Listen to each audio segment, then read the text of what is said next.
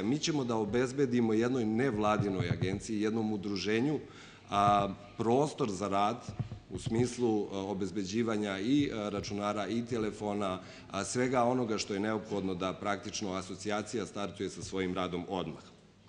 Pomoći ćemo i u finansiranju promotivnih materijala asocijacije. Naravno, pomoći ćemo i u njihovoj izradi. Aktivno ćemo promovisati asocijaciju.